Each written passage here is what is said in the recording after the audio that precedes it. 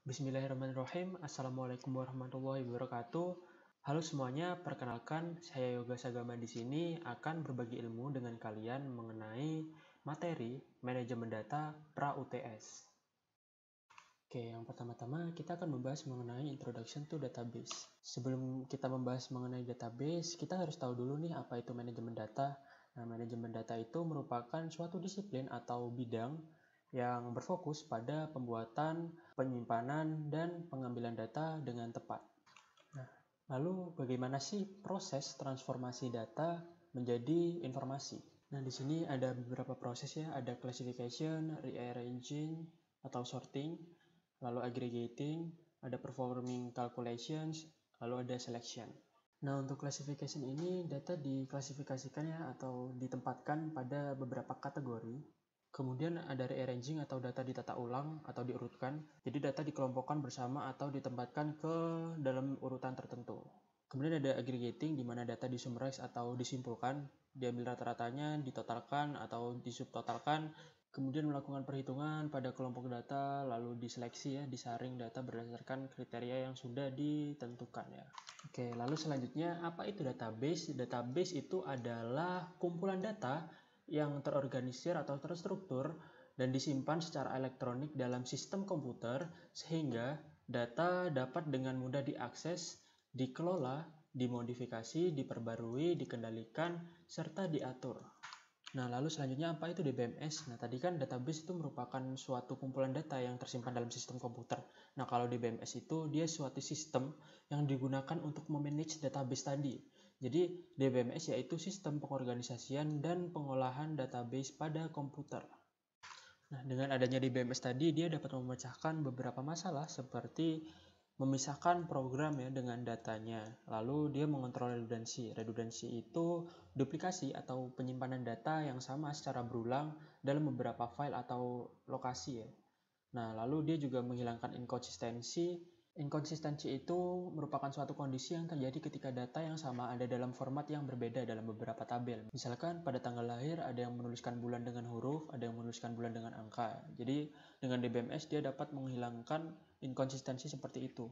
Dan yang terakhir, dengan adanya DBMS dapat memungkinkan organisasi untuk mengelola data ya dan keamanan data secara terpusat sehingga data tidak lagi disimpan dalam lokasi yang berbeda.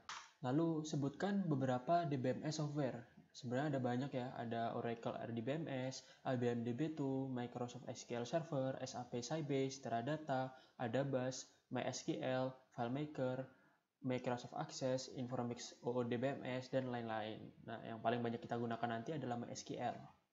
Nah, lalu selanjutnya apa itu RDBMS? RDBMS merupakan singkatan dari Relational Database Management System.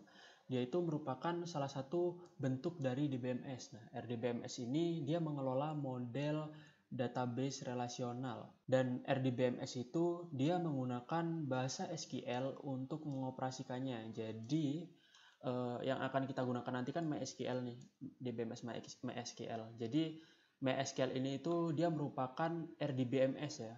Nah, ada beberapa model database saat ini, seperti network database, hierarchical database, dan relational database yang nanti akan kita bahas pada bab 4, yaitu data model. Lalu selanjutnya, sebutkan fase database lifecycle. Nah, yang pertama yaitu fase database initial study, di mana kita menganalisis bagaimana situasi dari perusahaan. Kita juga mendefinisikan apa permasalahan dan kendala yang kita hadapi ya. Lalu kita juga mendefinisikan tujuan dari pembuatan database ini nantinya. Lalu kita juga mendefinisikan bagaimana ruang lingkup serta batasannya. Lalu fase yang kedua yaitu di mana kita merancang database desainnya, kita membuat konseptual desainnya, kita membuat logical desainnya nanti seperti apa, physical database-nya nanti seperti apa. Kemudian setelah desain terbentuk, kita implementasikan ya, kita buat database-nya, lalu kita load atau convert dari data fisik yang ada, kita masukkan ke database ya.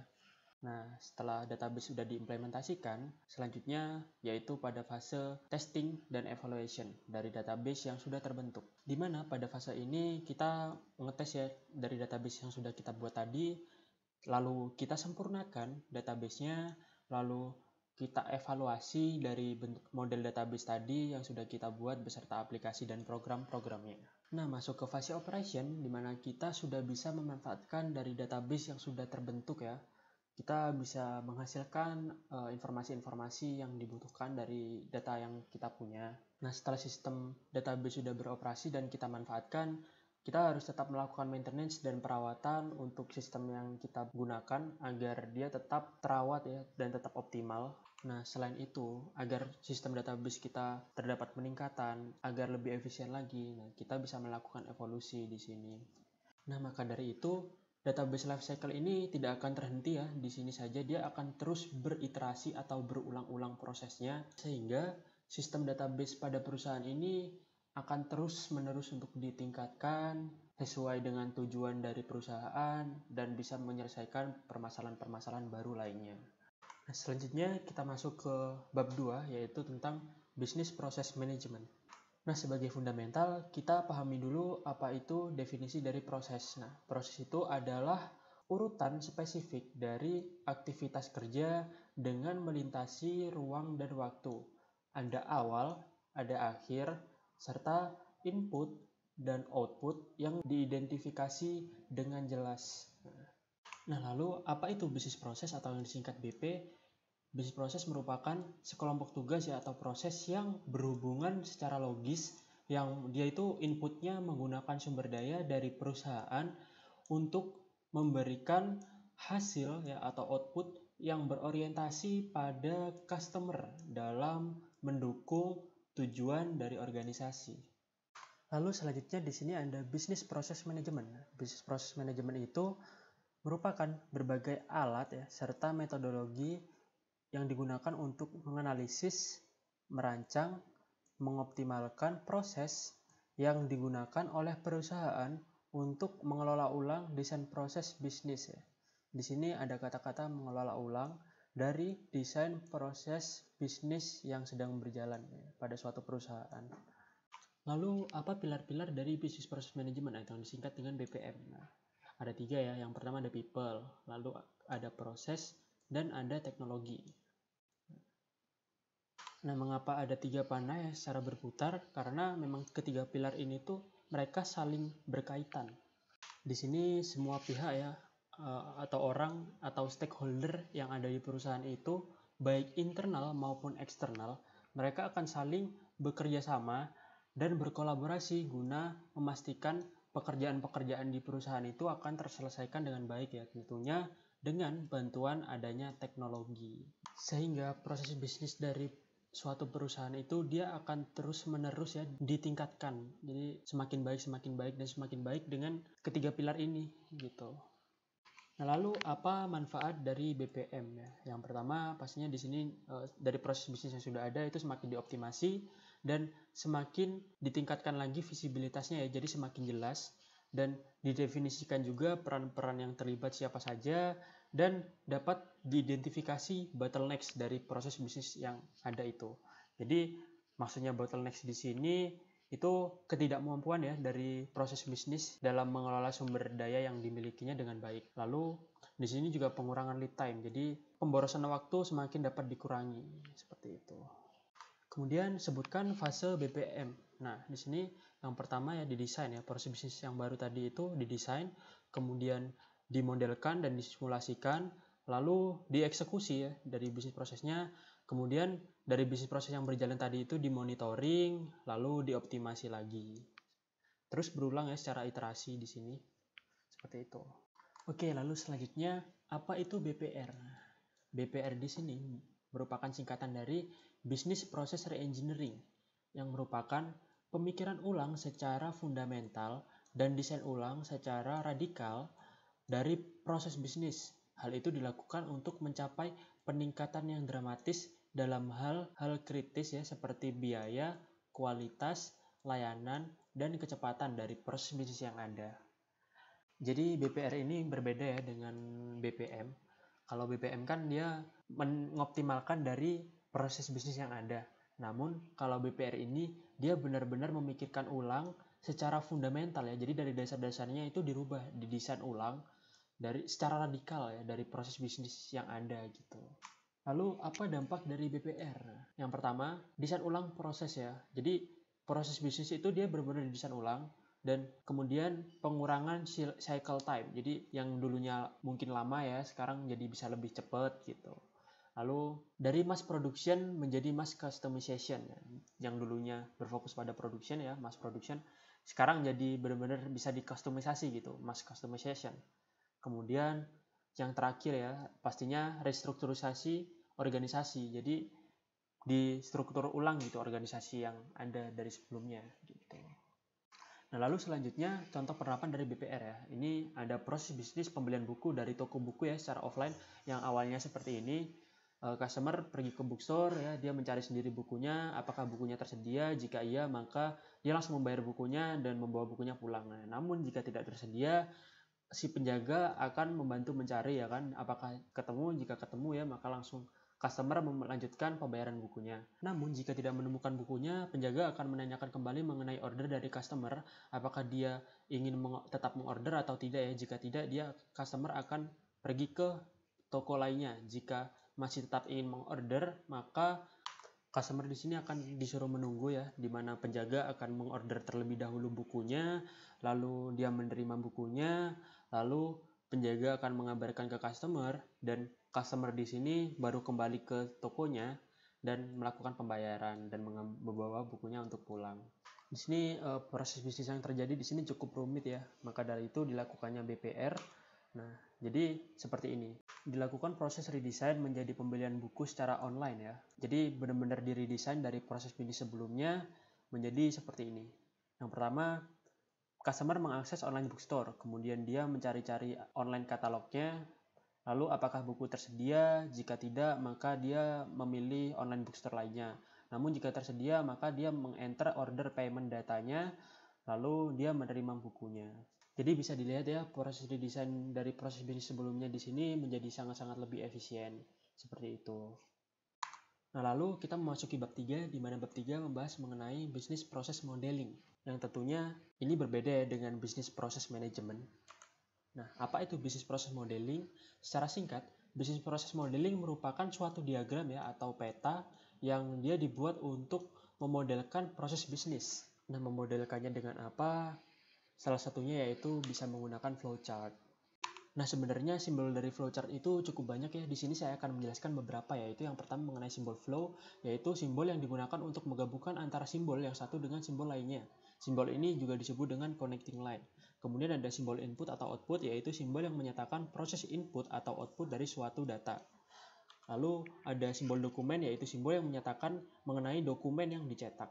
Lalu ada terminator ya, simbol yang menyatakan awal atau akhir dari suatu program atau proses bisnis, biasanya ditulis dengan start dan end.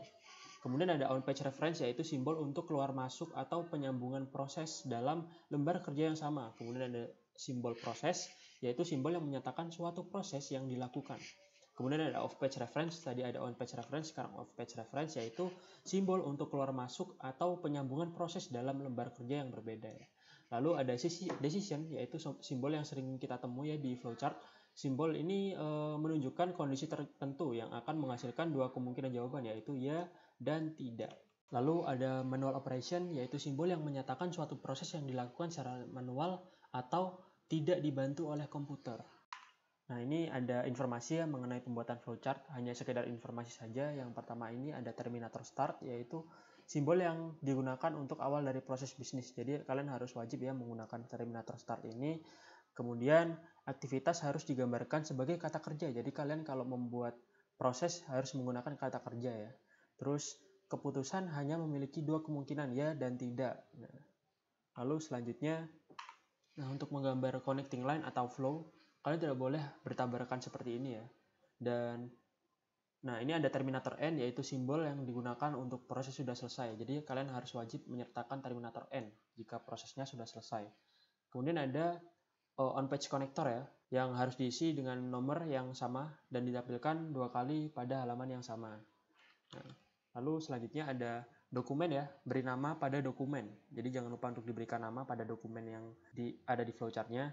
Lalu off-page connector digunakan untuk melanjutkan suatu proses pada halaman berikutnya atau membiarkan proses tersebut mengalir pada halaman sebelumnya ke halaman berikutnya. Jadi udah beda halaman lagi ya kalau kalian memakai off-page connector. Kemudian ada beri nama pada data ya. Ini kan simbol dari input output ya. Jangan lupa dikasih nama datanya apa, seperti itu.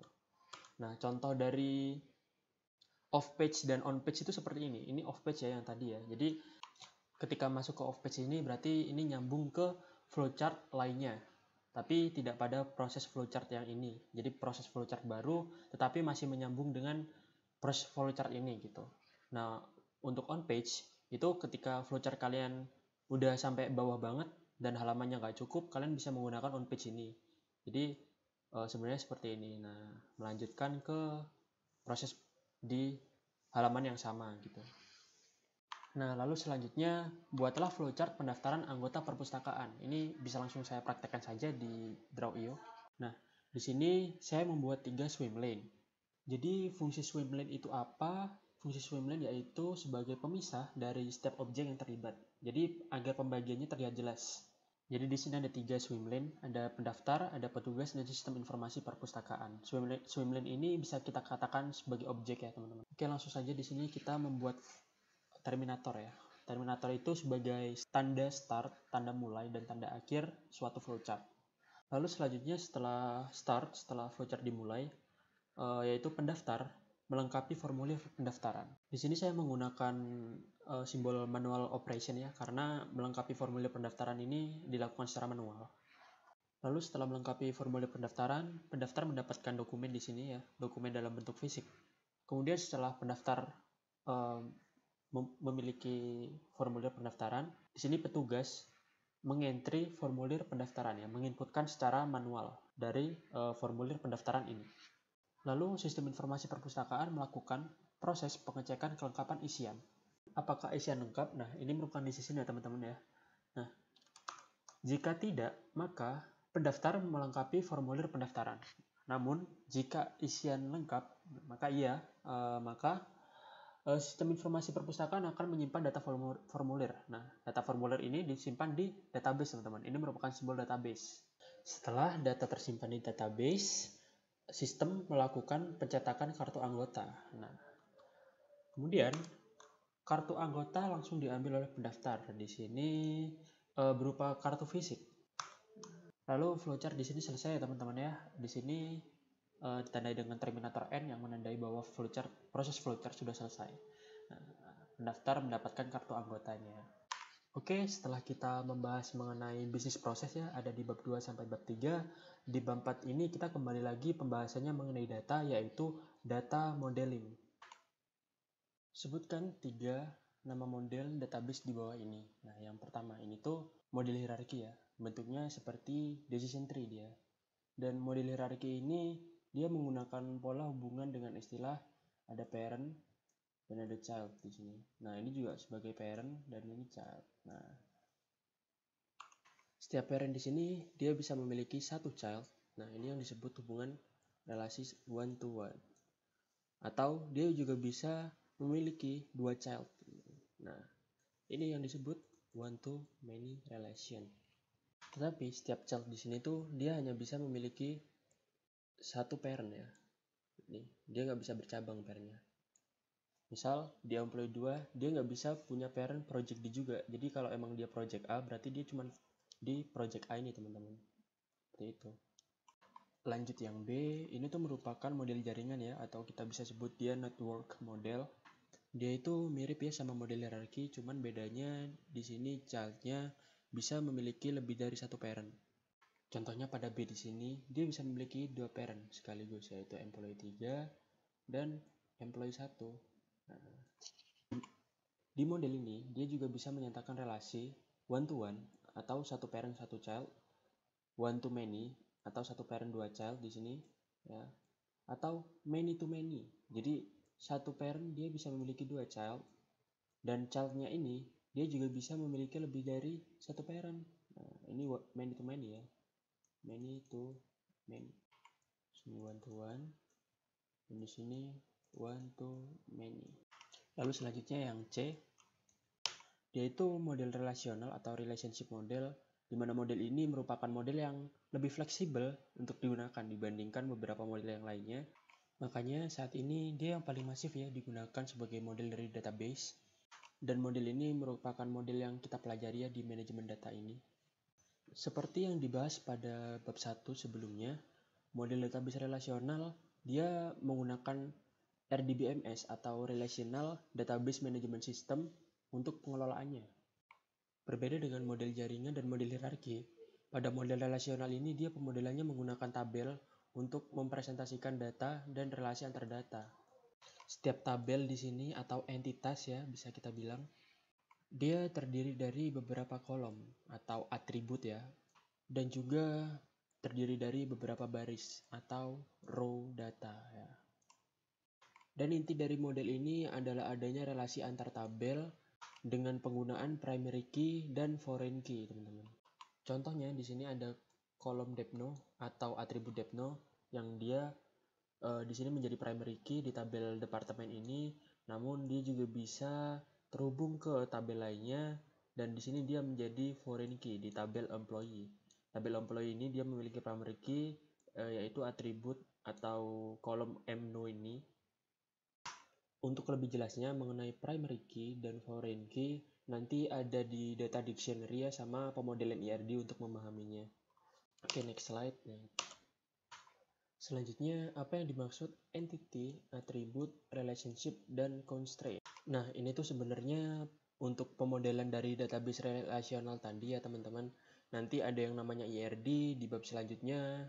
Nah, sebelum itu, kalian harus memahami dasar-dasar nih dari pemodelan database relasional ini.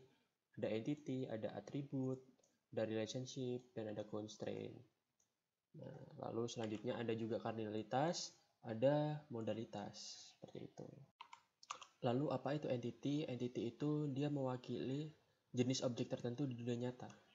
Dia dapat berupa objek fisik atau abstraksi ya. Misalkan nih ada orang, ada produk, misal juga ada peristiwa, jadwal, misal juga di sini ada customer, ada juga sewa gitu ya. Contoh dari entity itu seperti ini nih, ada departemen nih, entitas departemen, ada entitas employee. Atau bisa dibilang tabel ya, nama tabel. Lalu dari entitas itu dia memiliki atribut ya, yaitu karakteristik dari entitas. Nah, untuk contohnya di sini ada entitas departemen dan entitas employee ya. Di entitas departemen ini dia memiliki nomor departemen yang merupakan atribut key, lalu ada nama departemennya, lalu ada location. Pada entitas employee, atributnya dia memiliki atribut key berupa mno ya, employee number. Lalu ada atribut lagi dia memiliki nama employee-nya siapa, lalu titelnya dia apa, gajinya berapa, dari departemen mana ya. Dimana departemen ini itu dia merupakan foreign key dari entitas departemen ini. Seperti itu. Lalu karena dia merupakan relationship model, maka dia mempunyai di sini relationship. Nah, di relationship itu menjelaskan hubungan antar entitas di kedua arah ya. Ada 3 jenisnya, yaitu one to many, ada many to many, dan one to one. Lalu ada constraint yang merupakan pembatasan yang ditempatkan pada data untuk memastikan integritas dari data tersebut. Nah, bentuk dari constraint itu di sini ada kardinalitas dan modalitas. Nah, untuk kardinalitas itu dia menunjukkan jumlah kemunculan terbanyak yang diizinkan dalam suatu relasi. Nah, relationship itu bisa dilihat dari kardinalitas ini. Lalu ada modalitas, di mana modalitas itu nilainya ditampilkan oleh 0 dan 1 ya. Atau di sini O juga tergantung diagramnya. Nah, jika 0 itu hubungan bersifat opsional atau ketika tidak ada kebutuhan. Nah, kalau 1 ya, maka ada keharusan untuk terjadinya suatu hubungan. Nah, secara sederhana modalitas itu dia menjelaskan apakah hubungan antara dua entitas atau lebih itu bersifat wajib atau tidak, teman-teman. Jadi seperti itu. Nah, ini merupakan ilustrasi tambahan. Nah, ilustrasi ini tuh IRD ya, pemodelan dari relationship model database tadi. Dari tabel-tabel tadi itu bisa dimodelkan ya, atau didesain dengan IRD ini, teman-teman. Nah, di sini ada entitas customer, ada entitas sewa, ada entitas sepeda, dan atributnya di sini yaitu karakteristiknya ini dibentuk dengan lingkaran-lingkaran.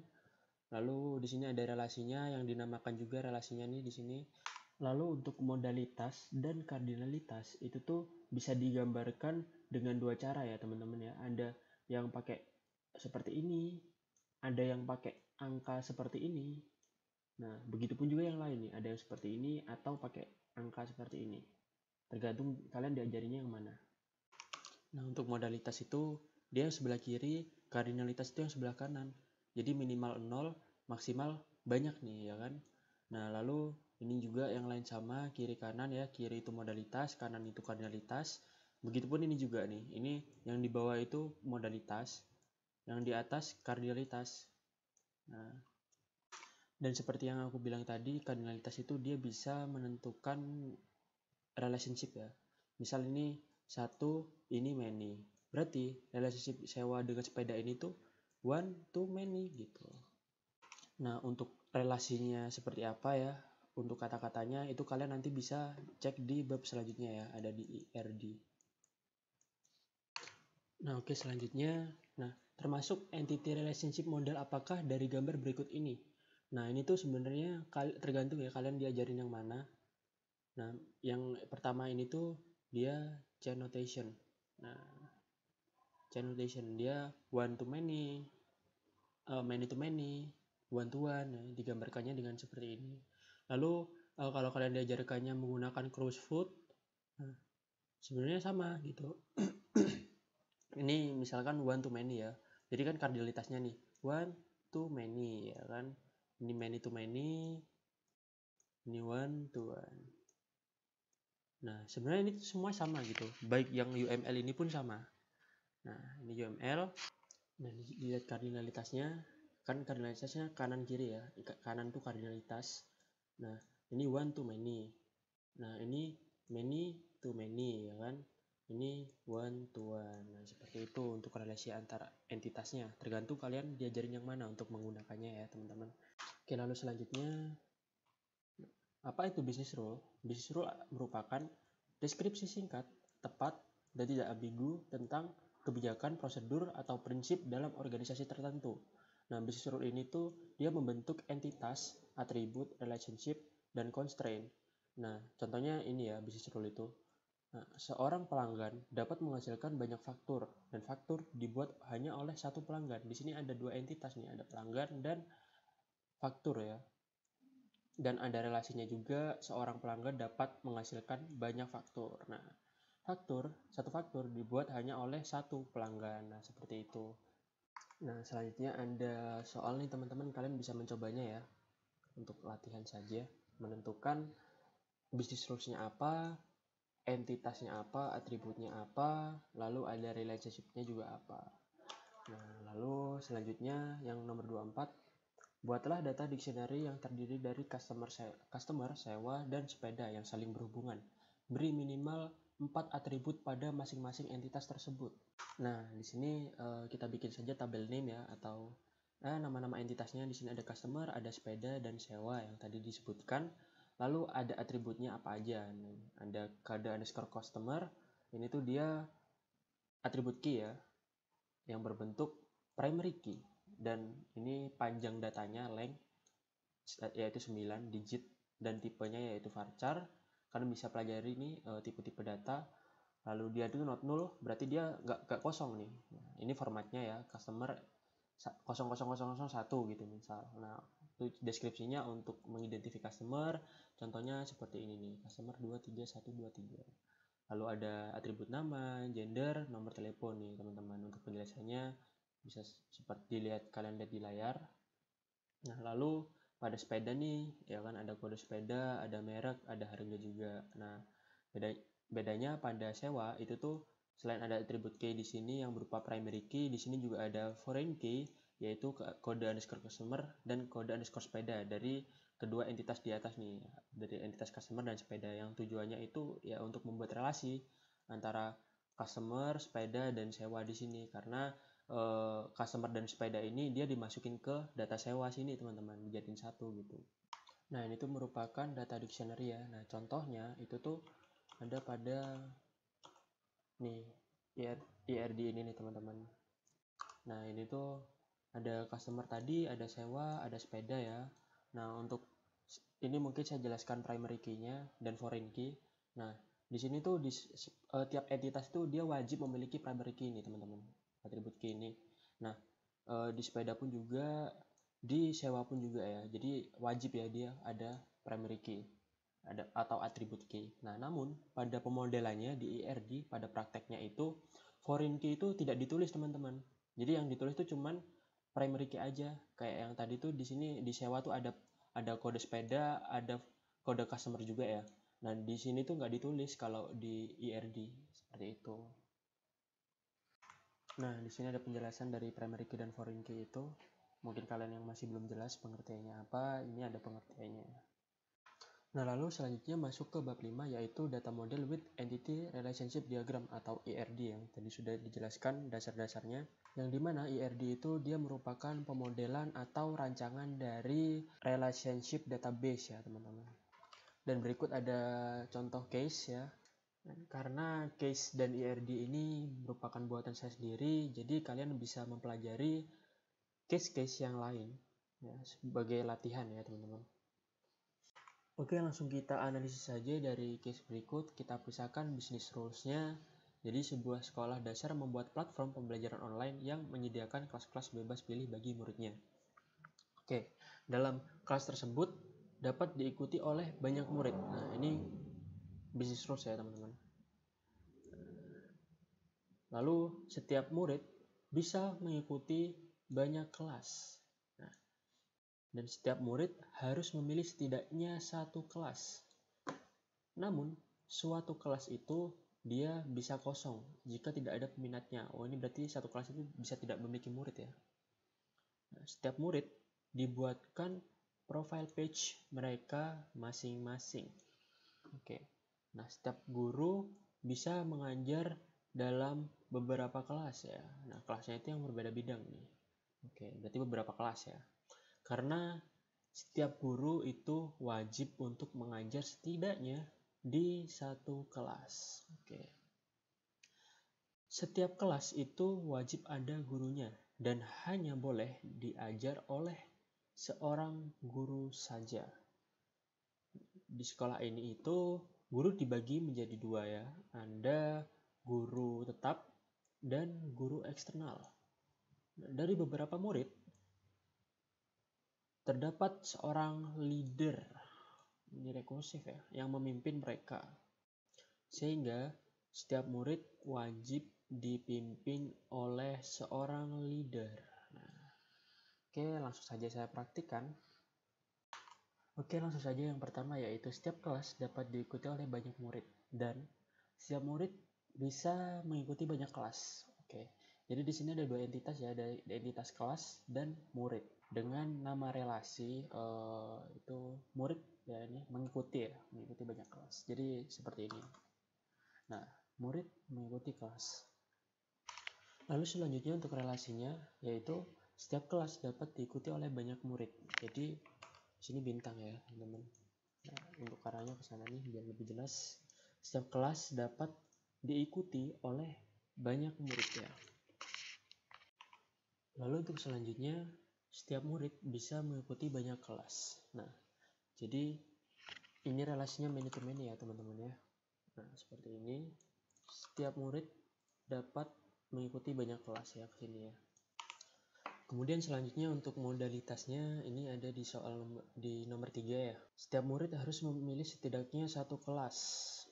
Jadi di sini satu ya, teman-teman ya, satu titik-titik bintang. Nah, seperti ini.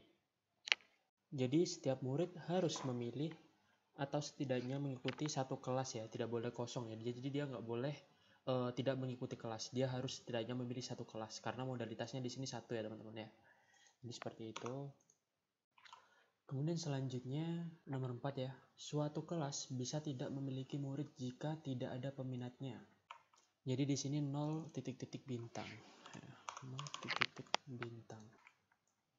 Biar lebih jelas saya pindah ke atas ya biar lebih rapi. Nah, setiap kelas ini tuh bisa kosong, bisa tidak ada muridnya karena suatu kelas itu mungkin tidak ada peminatnya. Sehingga hasilnya seperti ini. Setiap murid bisa mengikuti banyak kelas dan wajib ya, mengikuti kelas, tidak boleh kosong. Nah, dan setiap kelas bisa diikuti oleh banyak murid dan setiap kelas tidak harus memiliki murid karena mungkin tidak ada peminatnya. Mungkin dari kalian ada yang diajarin kalau many to many itu tuh akan menghasilkan entitas composite baru ya. Jadi seperti ini ya teman-teman ya. Nah, setelah itu yang bintang nih kardinalitasnya kita ganti menjadi 1 ya teman-teman. Karena many to many-nya itu sudah di sini. Untuk penjelasannya mungkin nanti ya setelah ada atributnya itu biar bisa lebih jelas mengenai composite ini. Untuk selanjutnya nomor 5, setiap murid dibuatkan profile page mereka masing-masing. Berarti setiap murid di sini memiliki satu profile page mereka ya. Jadi seperti ini. Nah, yang perlu kita sadari di sini, profile page itu dia ada ketika murid ini sudah terdaftar. Jadi dibentuk itu baru ketika ada entitas murid ya. Jadi bisa diketahui kalau profile page ini itu merupakan weak entity ya, entitas lemah dia. Harus tergantung pada entitas murid ini. Jadi menjadi seperti ini, teman-teman. Nah, profile page di sini merupakan weak entity dan sehingga relationship di sini itu menjadi identifying relationship. Nah, untuk relasinya karena setiap murid dibuatkan profile page mereka masing-masing, maka setiap murid ini kan berarti memiliki satu profile page ya. Jadi tidak lebih dari satu dan setiap murid ini itu harus dibuatkan profile page ya, karena tidak mungkin juga murid yang terdaftar dia tidak memiliki profile page, jadi harus dibuatkan profile page teman-teman. Dan begitupun sebaliknya, profile page ini wajib ya dimiliki oleh satu murid dan profile page hanya bisa dimiliki oleh satu murid saja. Jadi setiap profile page di sini itu dia tidak bisa dimiliki oleh beberapa murid. Jadi setiap murid mendapatkan profile page mereka masing-masing. Oke, lanjut yang keenam. Setiap guru bisa mengajar dalam beberapa kelas. Berarti di sini guru merupakan entitas baru ya. Nah, jadi seperti ini. Dan nama relasinya yaitu mengajar. Nah, jadi seperti ini. Lalu karena setiap guru bisa mengajar dalam beberapa kelas, berarti relasinya di sini bintang ya, teman-teman. Dan setiap guru wajib setidaknya mengajar di satu kelas. Berarti di sini nggak boleh kosong dia. Nah, jadi satu titik-titik bintang. Nah, minimal ya guru tuh mengajar satu kelas di sini. Jadi nggak boleh guru tuh nggak ngajar apa-apa. Jadi harus minimal satu kelas dan si guru ini bisa mengajar di banyak kelas. Seperti itu. Selanjutnya yang ke-8, setiap kelas wajib ada guru. Oh, jadi di sini kelas nggak boleh ya, yang tadi ya nggak boleh kosong ya. Jadi di sini tuh modalitasnya 1. Nah, 1. Lalu yang ke-9, setiap kelas hanya boleh diajar oleh satu guru saja. Berarti maksimal 1 teman-teman kardinalitasnya. Jadi setiap kelas ya wajib diajar oleh satu guru ya, yang pertama nih. Lalu setiap kelas hanya bisa diajar maksimal oleh satu guru. Jadi tidak boleh lebih ya. Lanjut yang ke-10. Di sini guru dibagi menjadi 2 ya. Ada guru tetap dan guru eksternal. Berarti guru di sini sebagai parent atau bisa dibilang super class dan dibagi menjadi 2, yaitu ada 2 child ya, ada guru tetap dan guru eksternal atau bisa dibilang subclass. Jadi seperti ini bentukannya. Nah, untuk memahaminya mungkin nanti ya ketika ada atributnya itu bisa lebih jelas penjelasannya. Lanjut yang terakhir, setiap murid wajib memiliki seorang leader. Oh, di sini ternyata saya kurang 1 ya teman-teman. Nah, jadi seperti ini. Lalu setiap leader wajib memimpin beberapa murid. Nah, di sini bisa kita ketahui bahwa ini tuh bukan membentuk entitas baru ya si leader ini tuh. Jadi si leader ini tuh merupakan bagian dari entitas murid. Jadi terjadilah rekursif di sini. Nah, seperti ini. Atau bisa dibilang ini tuh termasuk unary relationship, di mana relasi yang entitas yang terlibat itu hanya satu ya. Di mana murid mengelit murid sendiri, teman-teman. Jadi seperti itu. Nah, untuk relasinya, karena setiap leader wajib memimpin beberapa murid, Jadi karena di sini kan wajib ya, wajib. Jadi kan minimal satu ya kan. Dan dia itu si leader wajib memimpin beberapa murid, jadi beberapa kan. Nah, berarti di sini many. Ya. Lalu karena setiap murid wajib memiliki seorang leader ya. Jadi, nah seperti ini wajib ya, berarti satu minimal ya. Dia harus memiliki seorang leader dan dia hanya memiliki seorang leader ya teman-teman ya. Dia tidak beberapa leader tapi seorang leader, berarti 1.1. Nah, oke, jadi bentuknya seperti ini. Nah, mungkin beberapa dari kalian IRD itu ketentuannya hanya menggambarkan, memodelkan hubungan antar entitas saja, tetapi tidak ada salahnya kita juga mengetahui bagaimana pemodelan atribut pada IRD ya teman-teman. Nah, karena soal yang saya buat tidak mencantumkan atribut, karena pasti bakal banyak banget, jadi saya buat di sini atribut-atributnya ya. Sebelum ke atribut, kita throwback dulu di sini mengenai jenis entitas dan relationship yang ada di sini. Di sini ada profile page, dia merupakan weak entity yang tergantung pada entitas murid. Lalu karena dia weak entity, maka relationship-nya menjadi identifying relationship di sini.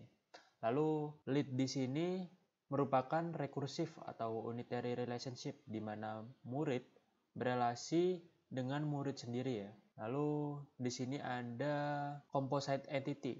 Nah, yang terbentuk dari relationship many to many ya kan. Kalau kalian diajarkan seperti ini ya.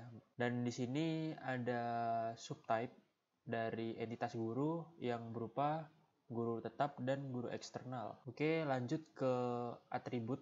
Karena pada profile page ini merupakan weak entity, maka key atributnya di sini ya, kode profile ini menjadi memakai titik-titik untuk underscore-nya, dan di sini ada foto profile murid dan deskripsi dari profilnya.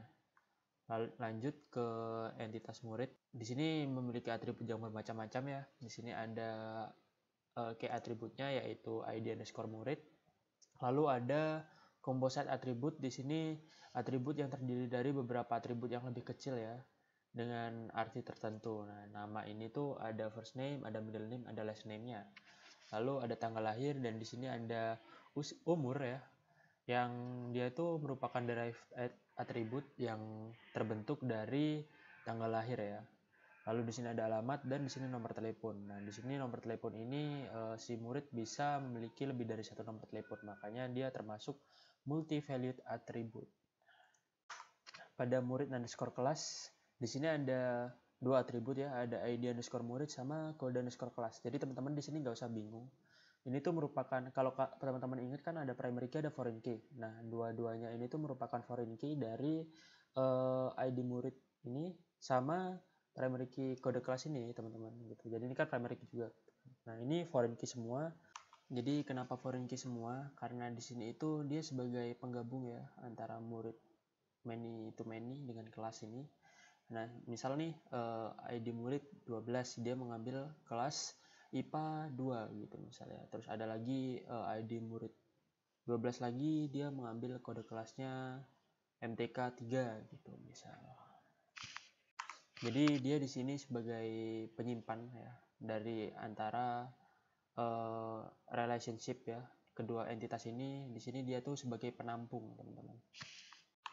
Lalu lanjut pada entitas kelas. Di sini ada key atribut ya, kode underscore kelas. Di sini ada atribut juga bidang yang menjelaskan tentang kelas itu ya. Lalu di sini ada entitas guru. Ini kurang lebih sama ya kayak entitas murid atributnya. Namun di sini ada yang membedakan nih teman-teman. Karena dia memiliki subclass yaitu guru tetap dan guru eksternal, maka di sini atributnya yang dimasukin pada tiap subclass-nya itu cuma satu ya. Jadi misalkan nih contohnya kalau misal guru ya kan, dia itu termasuk guru tetap, berarti atributnya alamat, nama, nomor telepon, gelar, ID guru ditambah gaji ya. Kalau misalkan dia guru eksternal, berarti semua alamat ini semua atribut ini ditambah sama atribut ini nih, biaya underscore pertemuan. Jadi tergantung si guru ini tuh dia masuk ke mana gitu teman-teman. Oke, mungkin seperti itu ya teman-teman untuk praktik dari ERD ini, meskipun cukup panjang ya. Semoga kalian bisa mengerti dengan penjelasan saya. Oke, setelah mempelajari ERD, di bab 6 ini kita akan mempelajari mengenai ERD ya, atau Enhanced ER Diagram. Di sini yang perlu kita soroti yaitu ada kata enhance ya, yang berarti dia itu ER diagram yang disempurnakan. Sehingga ERD ini dia berisi seluruh konsep mengenai ERD ditambah dengan konsep-konsep spesialisasi dan generalisasi yang terjadi antara superclass dan subclass. Nah, untuk memahami lebih lanjut, kita akan pelajari di next slide. Lalu apa itu subclass dan superclass? Subclass merupakan entitas yang menjadi bagian dari superclass, tetapi memiliki peran yang berbeda-beda.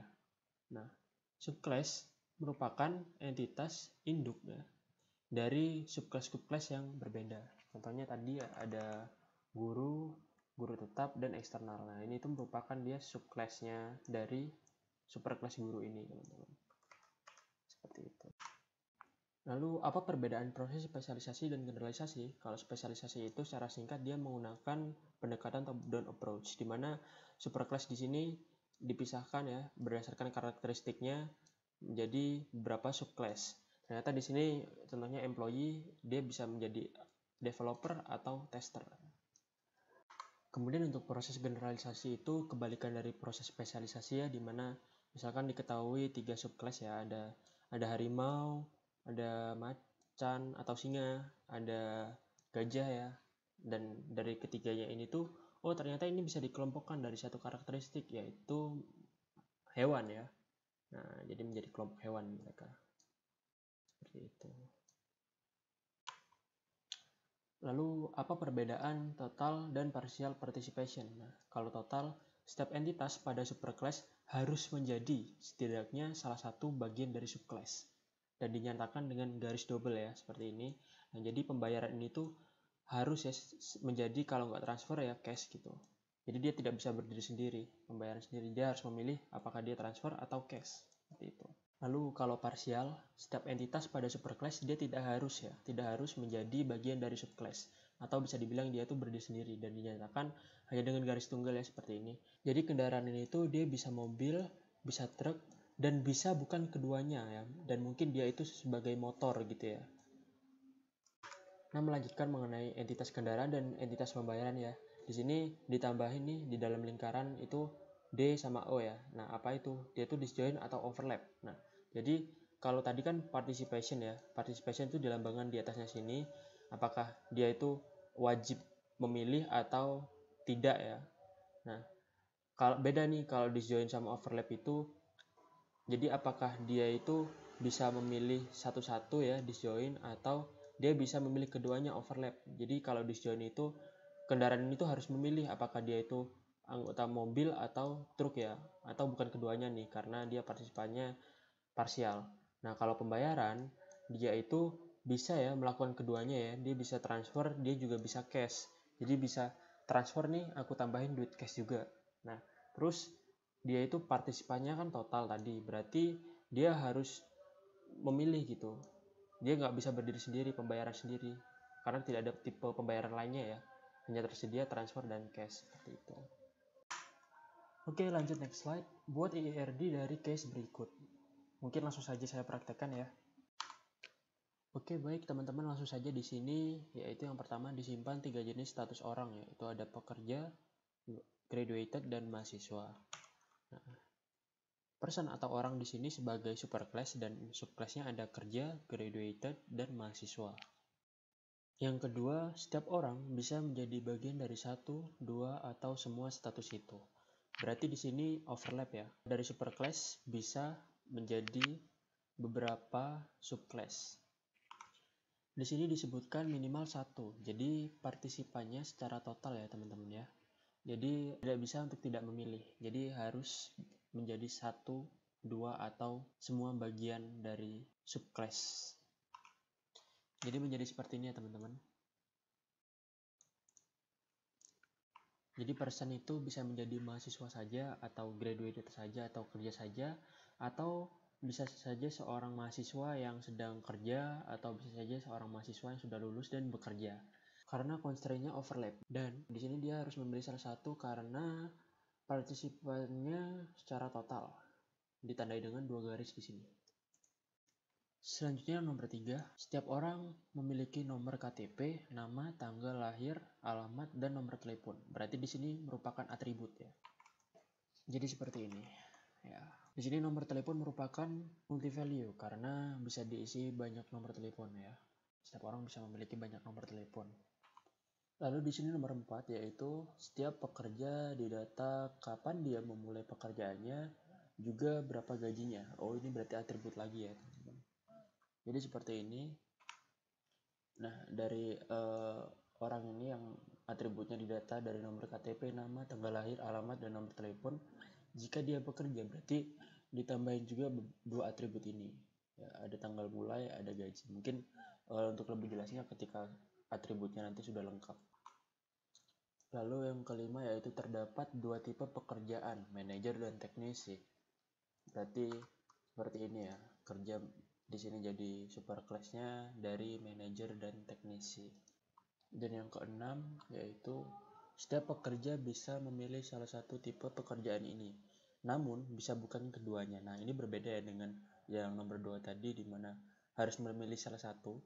Berarti yang nomor 6 ini tuh partisipannya secara parsial, teman-teman. Nah, untuk constraint-nya itu tuh disjoin. Kenapa? Karena di sini setiap pekerja bisa memilih salah satu ya, bukan bisa memilih lebih. Jadi seperti ini. Nah, di sini disjoin ya. Orang yang bekerja bisa memilih salah satu dari ini, bukan nggak bisa merangkap jabatan berarti. Kalau nggak manajer ya teknisi. Nah, untuk partisipannya secara parsial berarti bisa bukan keduanya. Mungkin ini kerja dia sebagai karyawan biasa ya, atau selain teknisi di manajer ini. Jadi seperti itu. Lalu yang ketujuh, jika pekerja merupakan seorang manajer, disimpan data lama jam kerjanya. Lalu apabila seorang teknisi, maka disimpan data spesialisasinya itu apa. Nah, di sini dari kedua ini tuh merupakan atribut ya. Jadi seperti ini, teman-teman. Nah, jika seorang pekerja ini dia manajer, maka ditambahin selain tanggal mulai gaji, ditambahin juga jam kerjanya. Nah, namun jika seorang pekerja ini tuh seorang teknisi, maka ditambahin nih spesialisasinya dia itu apa gitu. Nah, selain keduanya juga bisa karena di sini partisipannya tadi guys, secara parsial. Lalu di sini yang nomor 9 yaitu seorang mahasiswa disimpan data NIM dan juga tahun masuknya. Berarti ini atribut ya, teman-teman. Jadi seperti ini. Nah, lalu berikutnya nomor 10, mahasiswa harus diklasifikasikan lebih lanjut apakah dia S1 atau D3 dan tidak boleh merangkap jurusan. Oke. Di sini dituliskan bahwa mahasiswa harus diklasifikasikan. Nah, berarti ini partisipannya secara total ya teman-teman. Harus diklasifikasikan dia apakah dia S1 atau D3 dan tidak boleh merangkap jurusan. Oh, berarti ini constraint-nya berupa disjoin ya. Jadi harus milih salah satu. Jadi hasilnya seperti ini, teman-teman. Nah, di sini bisa dilihat ya seorang mahasiswa nih karena partisipasinya secara total maka dia harus memilih constraint-nya disjoin, berarti dia harus memilih salah satu ya. Harus. Kalau nggak D3 ya S1 gitu. Oke, selanjutnya diinputkan juga jurusannya apa. Oke, berarti ini atribut ya. Berarti yang saya tangkap itu dari soal yang saya buat, D3 ini dia memiliki jurusan D3 ya. Kalau mahasiswa yang mengambil D3 dia ditambahin selain tahun masuk NIM ini ada jurusan D3 dan begitupun juga S1 ya. Selanjutnya yang terakhir nih, untuk graduated person, gelar pendidikan yang didapatkan tuh disimpan juga. Berarti ini atribut ya, teman-teman.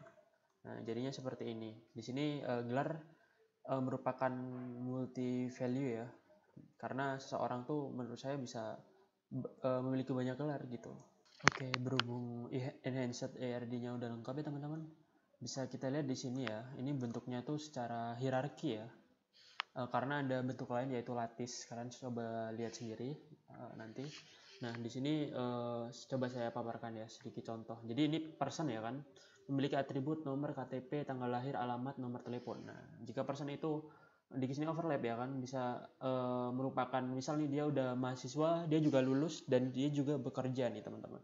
Berarti dia pasti menambahkan atribut ini, atribut tahun masuk, NIM waktu dia mahasiswa, terus gelarnya apa, terus tanggal mulai sama gajinya kerja dia berapa. Nah, terus turun lagi nih teman-teman. Ini kan mahasiswa ya. Kalau misalnya dia mahasiswa tuh ngambil apa gitu dulu. Nah, kalau misalnya dia dulu ngambil S1, nah berarti jurusan S1 nih ditambahin juga di atributnya si person ini. Nah, terus apabila dia bekerja ya tadi ya. Nah, dia harus milih nih apakah dia menjadi manajer atau teknisi atau cuman kerja aja. Kalau cuman kerja aja berarti nggak ada tambahan atribut ini teman-teman. Nah, kalau dia seorang manajer berarti dimasukin juga nih, ditambahin di person ini jam kerjanya dia tuh berapa sih gitu. Jadi seperti itu teman-teman untuk enhanced RRD ya. Oke, jadi sekian tutor class dari saya Yoga Sagama. Mohon maaf apabila ada salah kata atau kekurangan. Terima kasih. Wassalamualaikum warahmatullahi wabarakatuh.